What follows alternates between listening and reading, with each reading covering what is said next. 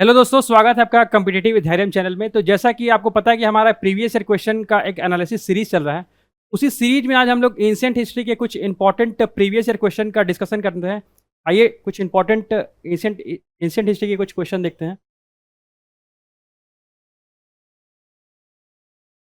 कि first question की बात करें तो फर्स्ट क्वेश्चन बोल रहा है कि where was the first Buddhist council convened. ठीक है, तो पहला बुद्धिस्ट काउंसिल कहाँ पे हुआ था। ठीक है, तो एक एक करके हम लोग देख लेते हैं कि कितने बुद्धिस्ट काउंसिल हुए थे और कहाँ कहाँ पे हुए थे। ठीक है, उसके बाद हम लोग आंसर पे आते हैं। अगर हम लोग बुद्धिस्ट काउंसिल की बात करें तो फर्स्ट टोटल 4 बुद्धिस्ट काउंसिल हुए थे। ठीक है, टोटल 4। ठीक है, टोटल 4 हुए थे। तो फर्स्ट बुद्धिस्ट काउंसिल देख लेते हैं कि कहाँ हुआ था, सेकंड कहाँ हुआ था, थर्ड एंड फोर्थ। एक एक करके हम लोग देख लेते हैं बुद्धिस्ट काउंसिल के बारे में। अगर फर्स्ट बुद्धिस्ट काउंसिल की बात करें तो ये 483 बीसी में हुआ था। ठीक है, 483 बी। सेकंड की बात करें तो ये 383 बीसी में हुआ था। और थर्ड की बात करें तो ये 250 बीसी में हुआ था।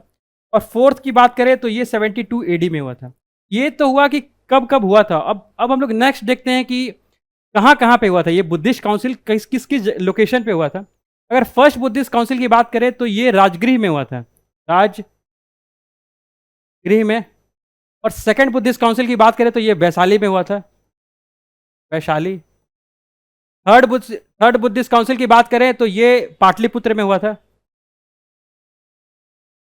और फोर्थ बुद्धिस्ट काउंसिल की बात करें तो ये कश्मीर में हुआ था। ये तो रहा लोकेशन की कहाँ कहाँ पे बुद्धिस्ट काउंसिल हुए थे। अब हम लोग देख लेते हैं कि इससे कौन कौन लोग प्रोसाइड कर रहे थे। ठीक है, तो एक एक करके देख लेते हैं। अगर फर्स्ट बुद्धिस्ट काउंसिल की बात करें तो इसे प्रोसाइड कर रहे थे महाकश्यपा। ठीक है, इसे महाकश्यपा प्रोसाइड कर रहे थे। और सेकंड बुद्धिस्ट काउंसिल की बात करें तो इसे सबा कमी कर रहे थे, सबा कमी। और थर्ड बुद्धिस्ट काउंसिल की बात करें तो इसे मुगाली पुत्र टिसू कर रहे थे, मुगाली पुत्र टिसू। और वहीं अगर हम फोर्थ बुद्धिस्ट काउंसिल की बात करें तो इसे वसुमित्र कर रहे थे, वसुमित्र।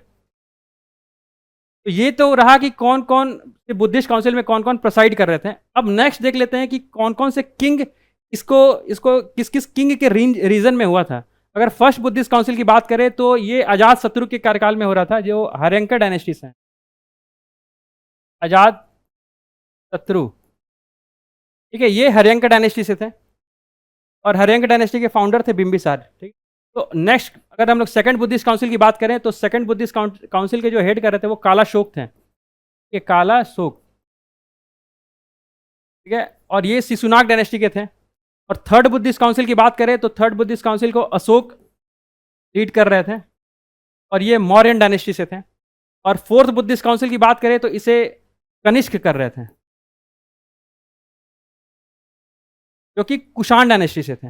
ये तो रहा कि कब हुआ था, कहाँ पे हुआ था, कौन प्रेसाइड कर रहा था और कौन कौन से किंग इसको पैटर्नाइज थे। ठीक है, अब एक चीज और देख लेते हैं कि चारों बुद्धिस्ट काउंसिल में ऐसे क्या क्या इंसिडेंट हुए थे, उसके बारे में हम लोग एक एक करके देख लेते हैं। कि अगर फर्स्ट बुद्धिस्ट काउंसिल की बात करें तो फर्स्ट बुद्धिस्ट काउंसिल में बेसिकली कुछ जो बुद्धा के जो टीचिंग्स थे, ठीक है, उनको कंपाइल किया गया था। ठीक है, तो जैसे कि कंपाइल का बुक का नाम था सूत पीटक, सूत पीटक और विनय पीटक, पीटक। ठीक है, इन बुक का कंपाइलेशन हुआ था। और वहीं अगर सेकंड बुद्धिस्ट काउंसिल की बात करें तो सेकंड बुद्धिस्ट काउंसिल में बेसिकली जो बुद्ध रिलीजन था वो दो धड़ में बट रहा था, महासंघिका और स्थर विदाना। ठीक है, महासंघिका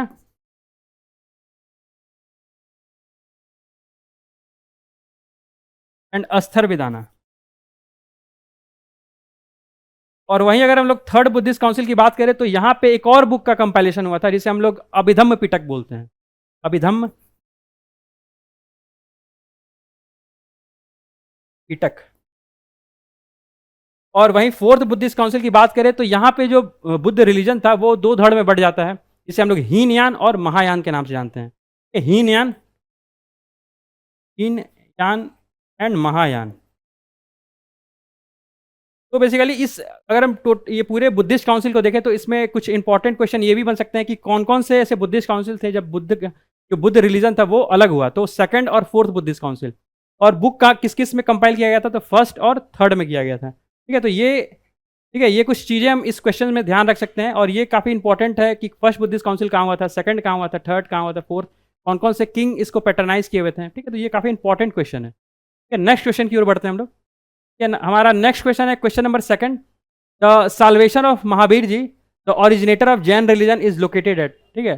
तो महावीर जी का जो साल्वेशन प्लेस है वो किस जगह पे, Maner, option B Rajgir, Pawapuri and option D Jalan fort. तो महावीर जी के बारे में पहले हम लोग कुछ देख लेते हैं इंपॉर्टेंट, कि महावीर जी का क्या इंपॉर्टेंट, ठीक है, इंपॉर्टेंट रोल रहा है। तो महावीर जी के बारे में अगर हम चर्चा करें तो ये 24th तीर्थंकर थे, ये जैन रिलीजन के थे, और 24th तीर्थंकर थे,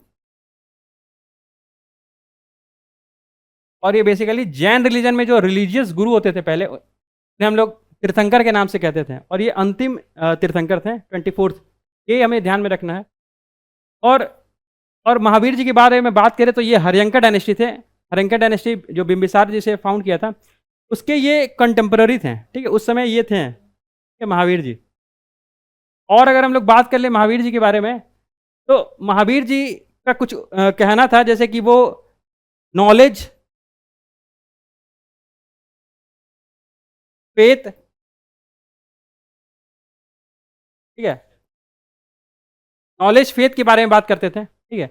और पहले अगर हम लोग बात करें तो जैन धर्म में कुछ नोबल ट्रुथ थी उन जैन धर्म में, जैसे कि अहिंसा, ठीक है, अहिंसा, सत्य, असत्य, अपरिग्रह, और पांचवा जो था ब्रह्मचर्य,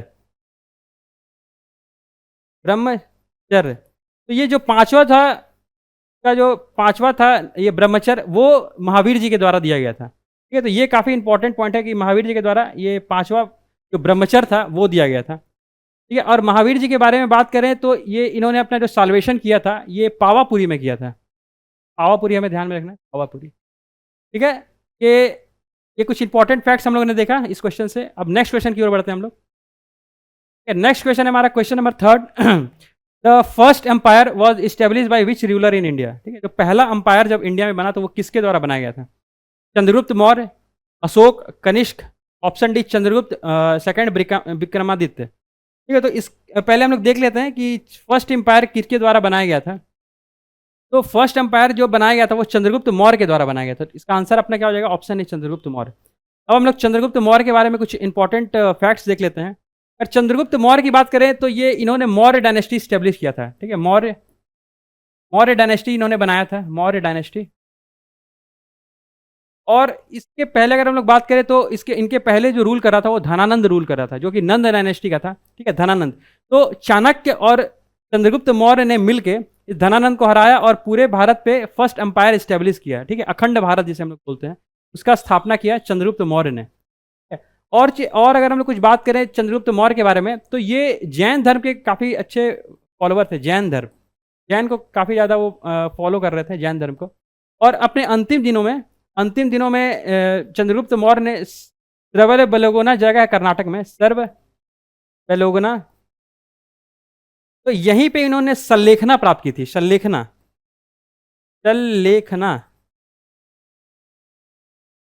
में क्या होता है कि वो फास्ट अनटू डेथ, ठीक है, फास्ट अनटू डेथ है एक तरीका अपनाया जाता है जैन धर्म में, ठीक है, साल्वेशन प्राप्त करने का, फास्ट अनटू डेथ, ठीक है। तो ये कुछ इंपॉर्टेंट फैक्ट्स हम लोगों ने देखा, ठीक है। तो नेक्स्ट क्वेश्चन की ओर बढ़ते हैं हम लोग। नेक्स्ट क्वेश्चन है हमारा question number 4, according to the Mahavamsa the Bimbisara ascended the throne at the age of, ठीक है, बिंबिसार है अकॉर्डिंग टू महावंशा, बिंबिसार किस एज में राजगद्दी पे बैठते हैं, option A 15 year, 18 year, 20 year या फिर 21 ईयर। तो पहले इस क्वेश्चन के आंसर पे आने से पहले हम लोग बिंबिसार जी के बारे में जान लेते हैं कि बिंबिसार जी का क्या इंपॉर्टेंट रहा है। तो अगर बिंबिसार जी के बारे में बात करें तो ये हर्यंक डायनेस्टी के फाउंडर थे, हर्यंक डायनेस्टी के ये फाउंडर हैं, हर्यंक डायनेस्टी के फाउंडर हैं। और बिंबिसार जी के बारे में बात करें तो ये बुद्ध के काफ़ी नज़दीक थे, ठीक है, बुद्ध जब थे, बुद्ध महावीर, तो ये उनके कंटेम्पररी थे, ठीक है। अगर बुद्ध की बात करें तो बुद्ध भगवान ने इन्हें दीक्षा भी दिया था, ठीक है, बिंबिसार को दीक्षा भी दिया था, कुछ सरमन्स दिए थे। वो कहाँ दिए थे, वो गृद्धकूट हिल है, गृद्धकूट हिल है, कहाँ पे है, ये भी क्वेश्चन आ सकता है, ये गया में है, ये गृद्धकूट हिल कहाँ पे है, गया में है। तो यहीं पे बुद्ध भगवान ने बिंबिसार को सरमन्स दिया था, ठीक है। एक कुछ और देख लेते हैं बिंबिसार जी के बारे में। अगर बिंबिसार जी के बारे में कुछ पॉइंट्स और देख लें, तो ये अपना बेसिकली अपना जो टेरिटोरियल इलाका था उनका, जो वो हरदम एक्सपेंड करना चाह रहे थे। तो इन्होंने कौशला के प्रिंस से शादी किया था, ठीक है, कौशला के प्रिंस से शादी किया था, महाकौशला उनका नाम था। और अगर कुछ और देख लें हम लोग पॉइंट्स बेसिकली, तो इन्होंने अवंती जो कि अभी उज्जैन है, उज्जैन के नाम से जाना जाता है, उज्जैन, तो वहाँ के जो किंग थे प्रद्योतदत्त, ठीक है, प्रद्योतदत्त बीमार हो गए थे, उनको बिंबिसार जी ने जीवक को भेजा था, ठीक है, उनके इलाज के लिए जीवक को भेजा था। तो ये भी पॉइंट इंपॉर्टेंट हम ध्यान में रख सकते हैं इस क्वेश्चन से। जीवक को बिंबिसार ने अवंती भेजा था कि आप जाइए उनका इलाज कीजिए। और अब इस क्वेश्चन पे आते हैं। तो महावंसा एक बुद्ध का ही एक लिखा हुआ, बुद्ध रिलीजन का ही एक लिखा हुआ एक बुक है महावंसा, जिसमें उन्होंने ये वर्णन किया है कि बिंबिसार जब 15 साल के थे, तब वो राजगद्दी पे बैठते हैं। तो ये कुछ फैक्ट्स हम लोग ने देखा इस क्वेश्चन से। नेक्स्ट क्वेश्चन की ओर बढ़ते हैं हम लोग। ठीक है, हमारा नेक्स्ट क्वेश्चन है question number 5। Which was the first capital of ancient Mahajanapada Magadh. ठीक है, एंशियंट महाजनपदा का कैपिटल, मगध का कैपिटल, एंशियंट महाजनपदा मगध का कैपिटल क्या था? Pataliputra, option B Vaishali, option C Champa, option D Anga. एक बार हम लोग महाजनपदा के बारे में देख लेते कि महाजनपदा होता क्या था। कि महाजनपदा में क्या होता था ना, कुल 16 राज्य हुआ करते थे पहले महाजनपदा में, ठीक है। और इसका जो हमें वर्णन मिलता है वो बुद्ध और महावीर के दोनों के एक इंपॉर्टेंट जो बुक है उनसे मिलता है। जैसे अगर बुद्ध की बात करें तो अंगुत्तर निकाय है, अंगुत्तर निकाय, ये बुद्ध जी का है, बुद्ध का है। और वहीं हम जैन धर्म की बात करें तो भगवती सूत्र, भगवती सूत्र से, ये जैन धर्म का है। इससे हमें महाजनपदा के बारे में पता चलता है, ठीक है, महाजनपदा के बारे में पता चलता है जहाँ पे 16 राज्य हुआ करते थे। और इस क्वेश्चन में हमसे पूछ रहा है कि मगध का फर्स्ट कैपिटल क्या था। इसमें से कोई भी ऑप्शन नहीं हो सकता है, ठीक है। इसका आंसर क्या होगा? राजगृह हो जाएगा, ठीक है, राजगृह था इनका कैपिटल, ठीक है, राजगृह इसका आंसर हो जाएगा। तो इसका आंसर क्या हो जाएगा? नन ऑफ द अबव, ठीक है। और इसका आंसर क्या हो जाएगा? फर्स्ट कैपिटल कहाँ था? राजगृह में था, ठीक है। नेक्स्ट क्वेश्चन की ओर बढ़ते हैं हम लोग। ठीक है, हमारा नेक्स्ट क्वेश्चन है question number 6। Which one of the following pair does not form the part of a six system of Indian philosophy. ठीक है, ऑप्शन दिया हुआ मीमांसा, वेदांता, न्याय वैशेषिका, लोकायत, कपिलका, सांख्य एंड योग। तो एक बार हम लोग ये जो अपना 6 इंडियन फिलोसफी है उसके बारे में देख लेते हैं, उसके बाद हम आंसर पे आते हैं क्या होना। ठीक है, 6 इंडियन फिलोसफी है, उससे हम लोग स्याद दर्शन के नाम से भी जानते हैं, ठीक है, स्याद दर्शन, कैसे स्याद दर्शन के नाम से जानते हैं। और एक एक करके हम लोग देख लेते हैं कि कौन कौन से फिलोसफी थे और कौन से नहीं थे, ठीक है। तो उससे हमारा आंसर निकल जाएगा। तो देख लेते हैं कि पहला जो अपना फिलोसफी है उसे हम लोग सांख्य फिलोसफी बोलते हैं, सांख्य, ठीक है। दूसरा अपना फिलोसफी जो है वो योग फिलोसफी। तीसरा है अपना न्याय फिलोसफी। चौथा फिलोसफी है वैशेषिका, वैशेषिका फिलोसफी। पांचवा फिलोसफी है मीमांसा। और छठा फिलोसफी है वेदांत फिलोसफी। ये कुल हमारे इंडियन फिलोसफी में 6 फिलोसफी हैं। और हम इस फिलोसफी को देख लेते हैं कि इसके रचयिता कौन थे। अगर संख्य की बात करें तो इसकी रचयिता थे कपिला। और योग की बात करें तो इसके पतंजलि थे। और न्याय की बात करें तो अक्षपति गौतम थे, अक्षपति गौतमा। और वैशेषिका की बात करें तो उल्का कनाड थे। और मीमांसा की बात करें तो इसके रचयिता जैमिनी थे, जैमिनी। और वेदांता की बात करें तो बद्रयान थे। तो ये तो रहा अपना इंडियन 6 जो सिस्टम था इंडियन फिलोसफी में, वो रहा। अब एक एक करके देख लेते कि इस फिलोसफी कहना क्या चाह रहा था। ये जो सांख्य फिलोसफी था कपिल का, वो कहना चाह रहा था कि अपना जो सेल्फ नॉलेज है, कि सेल्फ नॉलेज ही क्या है? लिबरेशन, मोक्ष का रास्ता है, ठीक है। ये अपना सांख्य फिलोसफी बोलता था। अब योग, पतंजलि तो ये तो योग के बारे में बताता था कि कैसे योग का क्या महत्व है। और न्याय फिलोसफी की बात करें तो न्याय फिलोसफी ये बताता था कि लॉजिकल थिंकिंग से कैसे हमें न्याय मिल सकता है, ये लॉजिकल थिंकिंग की बात करता था। और वैशेषिका की बात करें तो ये बोलता था कि हर एक ऑब्जेक्ट में एटम है, ठीक है, हर एक ऑब्जेक्ट में एटम से बना हुआ है, तो ये बोलता था वैशेषिका। और मीमांसा की बात करें तो ये बेसिकली यजनाज और मंत्रास के बारे में बताया करता था, ठीक है, ये मीमांसा हो गया।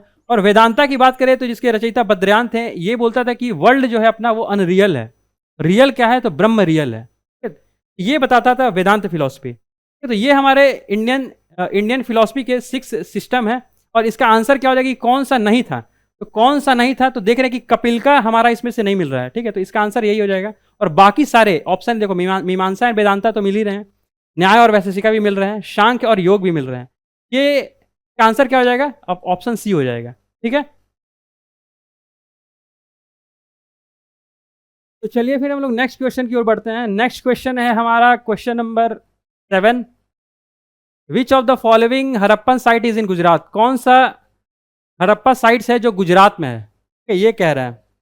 तो पहले हम हड़प्पा के बारे में समझ लेते हैं कि हड़प्पा है क्या। कि हड़प्पा जो जगह है उसे हम लोग इंडस वैली सिविलाइजेशन के नाम से जानते हैं, इंडस वैली सिविलाइजेशन, इसे आईवीसी भी बोलते हैं, इंडस वैली सिविलाइजेशन के नाम से। इस सिविलाइजेशन की बात करें तो ये अपने इंडिया का सबसे अर्ली अर्बन कल्चर के बारे में बताता है कि ये पहला ऐसा सिविलाइजेशन है जो हमें हमारे भारत में शहरीकरण के बारे में बताता है, शहरीकरण के बारे में, ठीक है। तो अर्ली अर्बन कल्चर के बारे में अगर कोई सभ्यता बता रहा है वो हमें इंडस वैली सिविलाइजेशन के बारे में ही, इंडस वैली सिविलाइजेशन से ही पता चलता है। तो इस क्वेश्चन में क्या पूछ रहा है कि हड़प्पन साइट्स इसमें से कौन कौन थे। हड़प्पन साइट गुजरात में, बेसिकली गुजरात के में पूछ रहे हैं।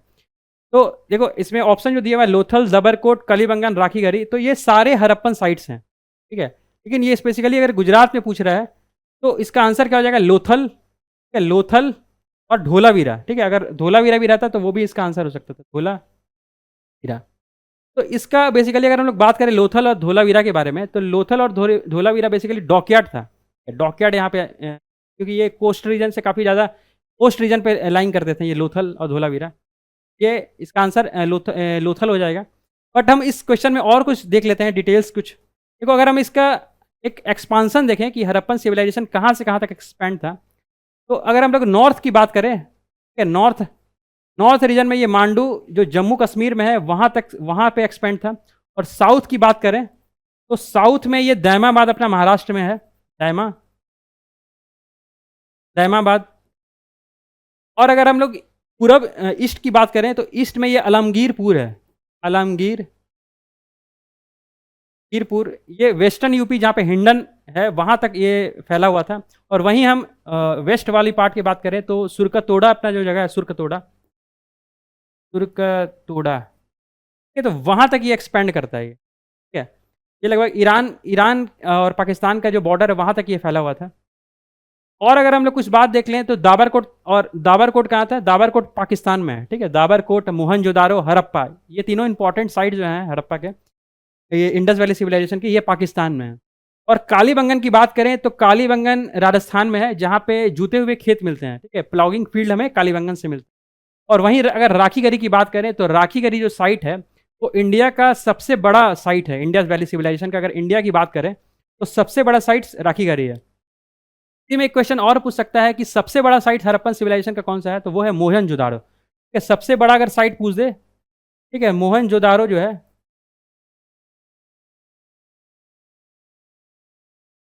मोहनजोदारो जो है वो सबसे बड़ा साइट है इंडस वैली सिविलाइजेशन का। और इंडिया में अगर बात करें सबसे बड़ा साइट कौन सा है, तो वो राखीगढ़ी है। राखीगढ़ी कहाँ पे है, हरियाणा में है, ठीक है। तो ये कुछ इंपॉर्टेंट चीज़ हम लोग देख सकते हैं हड़प्पन सिविलाइजेशन के बारे में, ठीक है। नेक्स्ट क्वेश्चन की ओर बढ़ते हैं। ये हमारा नेक्स्ट क्वेश्चन है, प्रद्योदत्त वाज द किंग ऑफ, ठीक है। प्रद्योदत्त किंग थे वो कहाँ के थे, काशी, कौशल, मगध, अवंती। तो प्रद्योत के बारे में अगर हम लोग देखें कुछ फैक्ट्स, तो प्रद्योदत्त जो थे वो कंटेम्पररी थे बिंबिसार का, ठीक है, बिंबिसार, जो कि हर्यंक डायनेस्टी के थे, हर्यंक,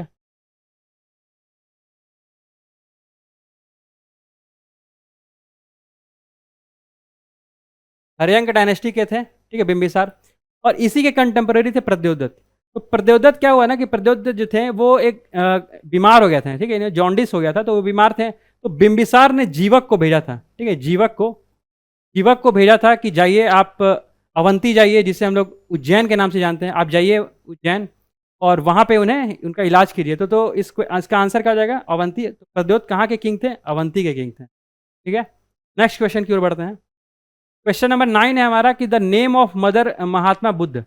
महात्मा बुद्ध की माता का नाम क्या था? महामाया, प्रभावती, शकुंतला, राजश्री। तो इसके आंसर से आने से पहले हम लोग पहले बुद्ध के बारे में कुछ जो बेसिक फैक्ट्स हैं वो देख लेते हैं। अगर बुद्ध की बात करें तो बुद्ध 563 बीसी में बॉर्न हुए थे। 563 बीसी में बॉर्न हुए थे और कुंडल ग्राम जगह है, कुंडल ग्राम वैशाली में है, वहाँ पे वैशाली में जन्म लिए थे। और महात्मा बुद्ध के बारे में बात करें तो महात्मा बुद्ध जब जन्म लिए थे तो उनका लालन पालन जो है उनके पिता सुदोधन किए थे। सुदोधन इनके पिता का नाम था, सुदोधन के पिता का नाम सुदोधन था। और इनकी माता का नाम वही इस क्वेश्चन ने पूछा कि इनकी माता का नाम क्या था। इनकी माता का नाम महामाया था, ठीक है, महामाया था। और ये शाक्य क्लेन से बिलोंग करती थी, शाक्य क्लेन था, उससे ये बिलोंग करती थी महामाया। ठीक है, और अगर हम लोग कुछ बात कर लें महात्मा बुद्ध के बारे में तो इनके जो टीचर थे, ठीक है, इनको जो शिक्षा दिए थे वो अलारा कलाम नाम था। इनके टीचर थे अलारा कलाम नाम था। और अगर हम लोग बुद्ध के बारे में बात करें तो इनके लाइफ में कुछ ऐसे ऐसे इंसिडेंट हुए थे। उन इंसिडेंट के बारे में हम लोग देख लेते हैं कि क्या क्या ऐसे इंसिडेंट हुए थे। जैसे कि उनका जो जन्म होता है, ठीक है, इनका जो जन्म होता है तो इसे हम लोग डिनोट करते हैं, सिंबल से रिप्रेजेंट करते हैं, लोटस से इनके जन्म को, बर्थ को इनको डिनोट करते हैं हम लोग। और दूसरा अगर हम लोग बात करें, जब ये घर छोड़ के गए थे, जिसे हम लोग रिनाउंसिएशन बोलते हैं या फिर महाभिनिष्कर्म बोलते हैं,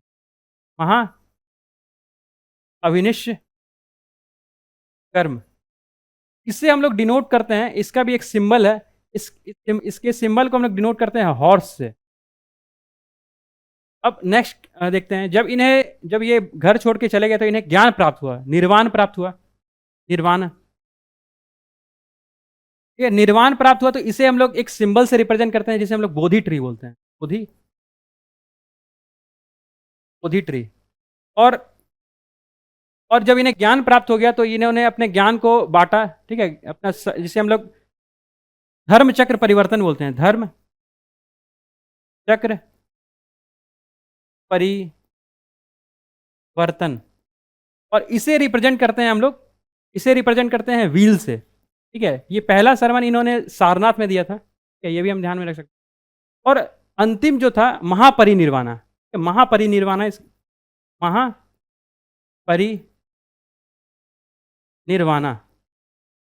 और महापरिनिर्वाणा का मतलब होता है जिसे हम लोग स्तूपा से रिप्रेजेंट करते हैं, मतलब जब उन्होंने अपना देह को त्याग दिया था तो उसे हम लोग महापरिनिर्वाणा से रिप्रेजेंट करते हैं।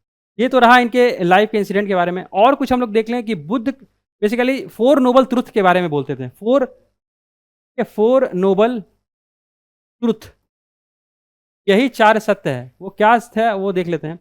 4 नोबल ट्रुथ, ठीक है, इसमें ये क्या बोलते थे कि जो लाइफ है, life is full of sorrow, life जो है अपना पूरा दुख से भरा हुआ है, life is full of sorrow और there is a cause of sorrow, इसका कुछ कॉज है। इस कॉज को हमें खत्म करना है तो हमें निर्वाण प्राप्त करना पड़ेगा, ठीक है, निर्वाण प्राप्त करना होगा। और निर्वाण प्राप्त करने के लिए आपको अष्टांगिक मार्ग पे चलना होगा, ठीक है। तो इनका जो 4th जो था, यही 4th नोबल ट्रुथ था।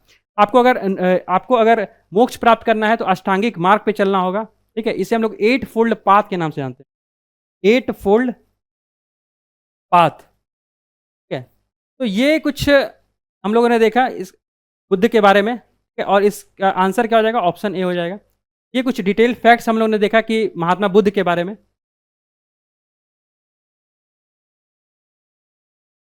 तो चलिए फिर नेक्स्ट क्वेश्चन की ओर बढ़ते हैं। हमारा नेक्स्ट क्वेश्चन है क्वेश्चन नंबर 10। क्वेश्चन नंबर 10 क्या कह रहा है कि in which language was the Kalinga king Kharavela of Hathigumpha प्रशस्ति इंस्क्राइब। किस लैंग्वेज में ये जो कलिंग के किंग खारवेला है उनके किस लैंग्वेज में जो इंस्क्रिप्शन है वो इंस्क्राइब्ड है? प्राकृत, पाली, तमिल, संस्कृत। कि अगर हम इनके बारे में बात करें, कलिंग किंग खारवेला, तो ये बेसिकली छेदी डायनेस्टी से बिलोंग करते थे। छेदी डायनेस्टी। और इनका जो लैंग्वेज जो ये लोग यूज़ करते थे, ठीक है, इनका लैंग्वेज था प्रकृत। ठीक है, तो इनका लैंग्वेज क्या था? प्रकृत था। नेक्स्ट क्वेश्चन की ओर बढ़ते हैं। नेक्स्ट क्वेश्चन है हमारा question number 11। The central point in Ashoka Dhamma. ठीक है, central point in Ashoka Dhamma क्या था? Loyalty to the king, peace and non violence, respect for elders, religious toleration. ठीक है, तो अगर हम लोग पहले अशोक के बारे में देख लेते हैं, कि उसके बाद इसके आंसर पे आते हैं कि इसका आंसर क्या होना चाहिए। अगर हम लोग अशोक की बात करें तो अशोक मौर्यन डायनेस्टी के थे। ठीक है, मौर्यन डायनेस्टी के थे, मौर्य डायनेस्टी के थे। और अशोक के बारे में अगर बात करें तो अशोक का जो पॉलिसी होता था, अशोक का जो पॉलिसी होता था वो पहले वेरी घोषा होता था। वेरी घोषा, वेरी घोषा। ठीक है, वेरी घोषा का मतलब क्या होता है? वेरी घोषा का मतलब जो उनका क्या था रोल, कि वो अपना जो टेरिटोरियल एरिया था वो एक्सपैंड करना चाह रहे थे, तो फिजिकली ऑक्यूपाइड कर रहे थे एरिया को,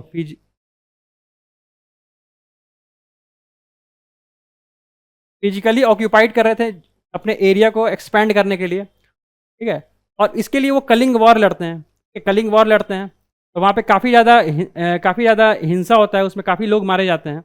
तो इस इंसिडेंट के बाद, इस इंसिडेंट के बाद वो बुद्ध से मिलते हैं। बुद्ध से मिलते नहीं, बुद्ध के आइडियोलॉजी को फॉलो करते हैं। ठीक है, बुद्ध के आइडियोलॉजी जो होता है बुद्ध का, बुद्ध के आइडियोलॉजी को फॉलो करते हैं।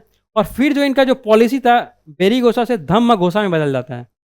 धम्म घोषा, इनका पॉलिसी क्या हो गया? धम्म घोषा में बदल गया। इसमें क्या होता था कि पहले फिजिकल ऑक्यूपाई करते थे, अब इनका था कि कल्चरल कैसे हम एक्सपैंड करें। ठीक है, कल्चरली कैसे प्रसार प्रसार करें, कल्चरल, कल्चरली एक्सपैंड कैसे करें। ठीक है, तो यहाँ पे जो बुद्ध की जो आइडियोलॉजी थी उसको वो बढ़ा रहे थे, और इसी क्रम में उन्होंने थर्ड बुद्धिस्ट काउंसिल को अरेंज किया था, थर्ड बुद्धिस्ट काउंसिल को करवाया था। ठीक है, तो वो कहाँ हुआ था? पाटलिपुत्र में हुआ था। ये भी हम लोग ध्यान में रख सकते हैं कि बुद्ध के ही कार्यकाल में थर्ड बुद्धिस्ट काउंसिल होता है। ठीक है, ये 250 काउंसिल 250 BC के आसपास होता है ये। ठीक है, और इसको तो प्रेसाइड कौन कर रहे थे? मुगाली पिट्ट टिसू। ठीक है, हम लोगों ने चर्चा भी किया था मुगाली पुत्र। और ये कहाँ हो रहा था? ये पाटलिपुत्र में हो रहा था, पाटलिपुत्र में हो रहा था। और यहीं पे अभिधम्म पिटक का कंपाइलेशन भी होता। तो ये सब सारी चीज़ें हम लोगों ने देखा है। तो इसमें का आंसर क्या हो जाएगा? सेंट्रल पॉइंट तो ये सभी हो सकता है। ठीक है, तो मोर देन एबव हो जाएगा इसका आंसर। ठीक है, नेक्स्ट क्वेश्चन की ओर बढ़ते हैं हम लोग। Who was the founder of Chola dynasty? Chola dynasty के फाउंडर कौन थे? विजयाला, करिकाला, आदित्यवन, राजा राज। तो देखो, अगर हम चोला डायनेस्टी की बात करें तो ये साउथ इंडिया में रूल करते थे। साउथ, अपना साउथ वाला पोर्शन है वहाँ पे रूल करते थे। और चोला डायनेस्टी के फाउंडर की बात करें तो इनके फाउंडर थे विजयाला। ठीक है, विजयाला जो थे ये चोला डायनेस्टी के फाउंडर थे। और इसमें बात करें तो दो किंग काफ़ी महत्वपूर्ण रोल अदा करते हैं इसमें। यहाँ पे राजेंद्र और राजा राजवन, राजा राजा राज राजा राजवन, ये काफ़ी इंपॉर्टेंट किंग थे चोला डायनेस्टी के, जिन्होंने बृहदेश्वर टेम्पल बनवाया था। ठीक है, बृहदेश्वर टेम्पल जो शिवा को डिनोट किया गया है, वो इन्हीं के कार्यकाल में बना था।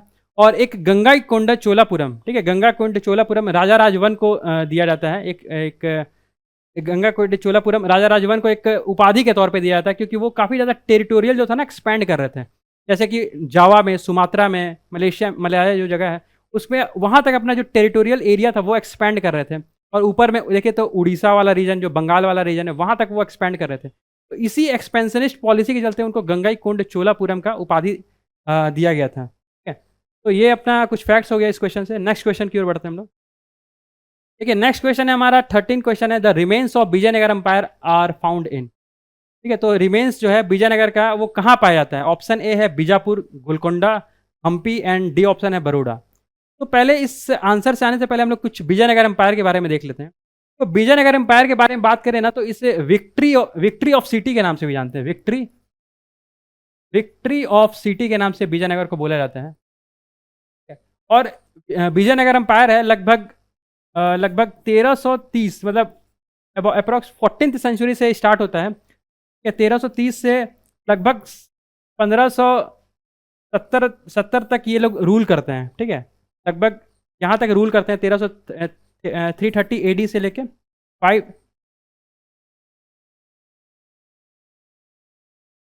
570 AD तक ये लोग रूल करते हैं। और इनका जो इस अंपायर को जो स्टेब्लिश किया था, अंपायर का स्टेब्लिश हरिहर एंड बुका ने किया था, विजयनगर का। तो इस अंपायर का स्टेब्लिश हरिहर एंड बुका ने किया था। और अगर हम लोग देख लें तो विजयनगर एम्पायर जो है वो बेसिकली 4 डायनेस्टीज में टूटा हुआ था, 4 डायनेस्टी में बटा हुआ था अगर बात करें तो। संगम था पहला, संगम, तलुवा, तुलुवा एंड अराविडू। अगर हम विजयनगर की बात करें तो ये 4 डायनेस्टीज में थी विजयनगर एम्पायर।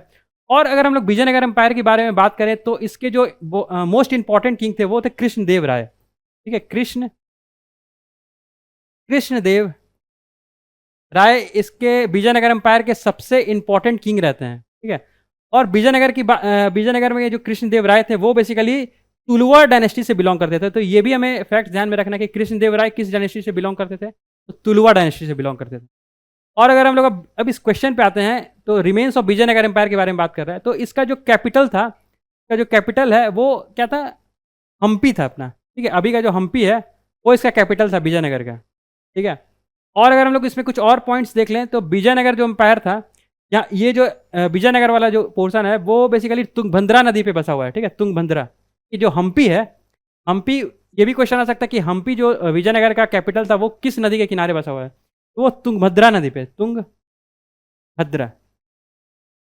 ठीक है, तो ये कुछ फैक्ट्स। और ये हम लोगों ने देख लिया था कि कृष्णदेव राय का एक और इंपॉर्टेंट पॉइंट देख लेते हैं। कृष्णदेव राय के अष्ट दिग्गज क्या थे, ये 8 स्कॉलर्स हैं। ठीक है, 8 स्कॉलर्स हैं जो कृष्णदेव राय के कोर्ट में बैठा करते थे। 8 स्कॉलर्स हैं। ठीक है, तो ये कुछ इंपॉर्टेंट फैक्ट्स हम लोगों ने इस क्वेश्चन से देखा। नेक्स्ट क्वेश्चन की ओर बढ़ते हैं हम लोग। नेक्स्ट क्वेश्चन है हमारा question number 14। Who was the author of famous text मुद्रा रक्षा? मुद्रा रक्ष जो एक फेमस टेक्स्ट है उसके ऑथर कौन है? तो इसके ऑथर हैं ऑप्शन ए विशाखादत्त, कालिदास, सुदरक और राजशेखर दिया हुआ है। तो इसका आंसर क्या हो जाएगा? मुद्रा रक्ष का विशाखादत्त हो जाएगा। ठीक है, विशाखादत्त इसके ऑथर थे। ठीक है, नेक्स्ट क्वेश्चन की ओर बढ़ते हैं हम लोग। नेक्स्ट क्वेश्चन है क्वेश्चन नंबर 15। क्वेश्चन नंबर 15 क्या बोल रहा है कि who is known as the Napoleon of ancient India? Ancient India के नेपोलियन से किसे जाना जाता है? ठीक है, तो इसका आंसर क्या हो जाएगा? इसका आंसर हो जाएगा समुद्रगुप्त। इसका आंसर समुद्रगुप्त हो जाएगा। और हम लोग अगर समुद्रगुप्त के बारे में कुछ और चीज़ें जान लें तो पहले हम लोग गुप्त डायनेस्टी के बारे में देख लेते हैं। गुप्त, ठीक है, गुप्ता जो डायनेस्टी है उसके बारे में देख लेते हैं। ठीक है, क्योंकि इसका आंसर तो हम लोग देख लिए कि Napoleon of ancient India Samudragupta को बोला जाता है, बट और भी इसमें कुछ इंपॉर्टेंट जो फैक्ट्स हो सकता है वो हम लोग देख लेते हैं। ठीक है, गुप्ता डायनेस्टी की बात करें ना तो इनके जो फाउंडर थे गुप्त डायनेस्टी के वो श्रीगुप्त थे। श्रीगुप्त जो है, श्रीगुप्त इसके फाउंडर थे गुप्त डायनेस्टी के। और श्रीगुप्त के बाद अब यहाँ से गुप्ता एरा शुरू हो जाता है और चंद्रगुप्त फर्स्ट से यहाँ से काफ़ी इंपॉर्टेंट रूलर्स स्टार्ट हो जाते हैं रूल करना गुप्त डायनेस्टी के। और इसमें से एक चंद्रगुप्त फर्स्ट थे और इन्हें एक उपाधि दी गई थी जिसे हम लोग महाराजा धीराज के नाम से जानते हैं। महाराजा धीराज।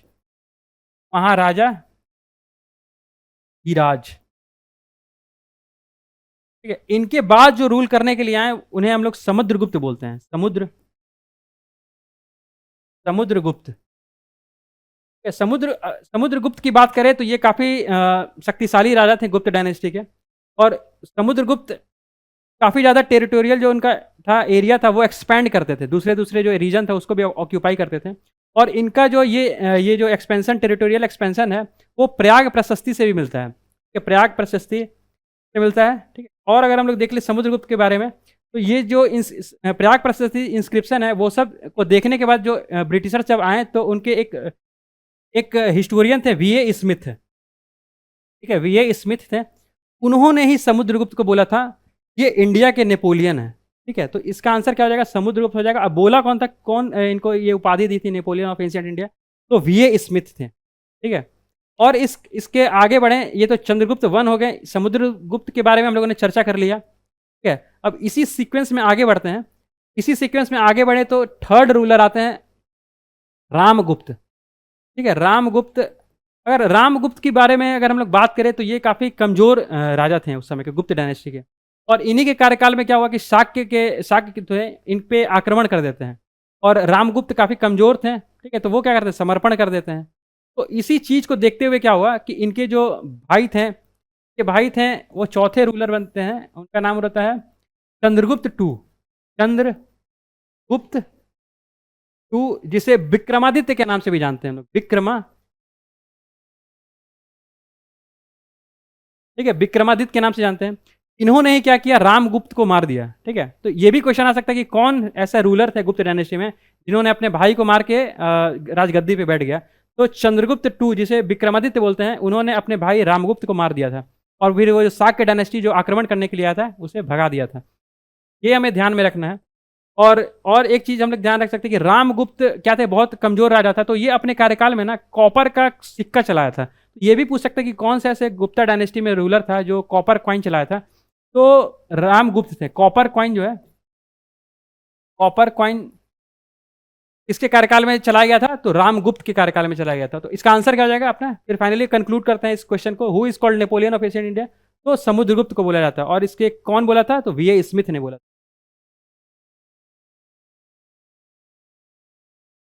चलिए फिर नेक्स्ट क्वेश्चन की ओर बढ़ते हैं हम लोग। नेक्स्ट क्वेश्चन हमारा है question number 16। The Nagara, Dravida and Vesara are the, क्या है ये नागरा, द्रविड़ा, वेसरा क्या है। तो ऑप्शन में दिया हुआ है the three main racial group of the Indian sub continent, three main linguistic division of into which the language of India can be classified, three main styles of Indian temple architecture, three main music gharana prevalent in India. तो देखिए इस question को अगर हम लोग देखें तो जो नागरा, द्रविड़ा एंड वेसरा है, ये बेसिकली अपना थ्री स्टाइल है टेम्पल का। ठीक है, इंडियन स्टाइल का, इंडियन टेम्पल आर्किटेक्चर का ये तीन स्टाइल है। और अगर हम लोग देख लें, जैसे कि अगर इंडिया में देखें तो नागरा जो है, ठीक है, नागरा का जो नागरा स्टाइल है वो बेसिकली नॉर्थ इंडिया में जितने भी टेम्पल्स होते थे, ठीक है, नॉर्थ इंडिया में जितने भी टेम्पल होते थे, वो जो टेम्पल बनाते थे तो वो स्ट्रक्चर, जो आर्किटेक्चर जो फॉलो करते थे वो नागरा स्टाइल फॉलो करते थे। ठीक है, नागरा स्टाइल फॉलो करते थे। और जो साउथ के लोग थे, ठीक है, साउथ इंडिया है, साउथ इंडिया है, तो वहाँ पे जो टेम्पल बनाया जाता था तो वो जो आर्किटेक्चर फॉलो करते थे उससे हम लोग क्या बोलते थे, द्रविडन स्टाइल, द्रविड़ा। ठीक है, तो ये तो हो गया नॉर्थ और साउथ।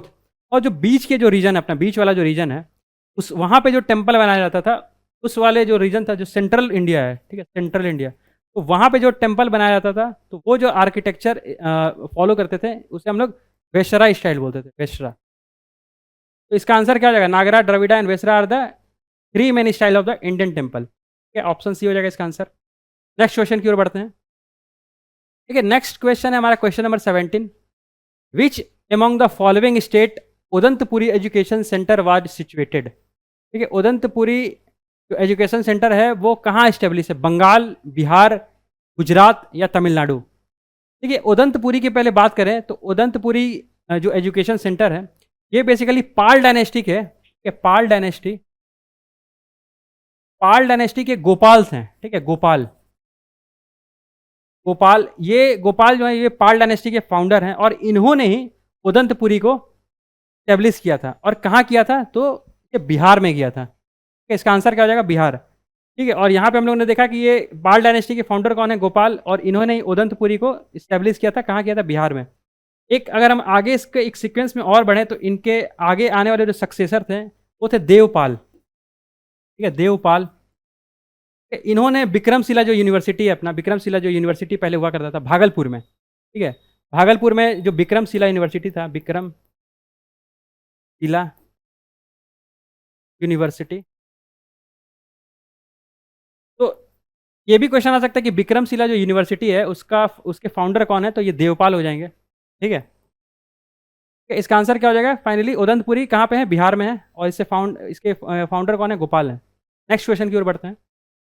ये हमारा नेक्स्ट क्वेश्चन है question number 18। Which Gupta ruler assume the throne after killing his elder brother. ठीक है, तो इसमें वही क्वेश्चन अभी हम लोगों ने जो प्रीवियस क्वेश्चन में जो डिस्कस किया कि कौन से ऐसे गुप्ता रूलर थे जिन्होंने अपने एल्डर ब्रदर को एल्डर ब्रदर की हत्या कर दी और फिर राजगद्दी पे बैठ जाते हैं। ऑप्शन है समुद्रगुप्त, चंद्रगुप्त टू, स्कंदगुप्त या श्रीगुप्त। तो हम लोगों ने देखा था कि चंद्रगुप्त दो हैं, चंद्रगुप्त द्वितीय हैं, तो हम लोग विक्रमादित्य के नाम से भी जानते हैं। इन्होंने ही क्या किया था, इन्होंने क्या किया गया था, रामगुप्त थे जो इनके भाई थे, की हत्या कर देते हैं। क्योंकि हुआ क्या कि वो काफ़ी कमज़ोर राजा थे। कमज़ोर राजा होने की वजह से जो अगल बगल के जो रूलर थे शाक्य, वो हमला कर देते हैं इन पे। तो हमला कर देते हैं तो जो रामगुप्त होते हैं वो क्या करते हैं, सरेंडर कर देते हैं। फाइनली क्या करते हैं, चंद्रगुप्त द्वितीय या फिर जिसे विक्रमादित्य की उपाधि दी गई थी, वो उस पर अटैक करते हैं और उसको भगा देते हैं जो साके के जो रूलर थे, और फिर रामगुप्त को भी हत्या कर देते हैं। ठीक है, नेक्स्ट क्वेश्चन की ओर बढ़ते हैं हम लोग। ठीक है, आज आज के लिए हम लोग यहीं तक रखते हैं। तो अगर आपको ये सेशन अच्छा लग रहा हो तो आप लाइक करें, शेयर करें अपने फ्रेंड्स के साथ और सब्सक्राइब करें।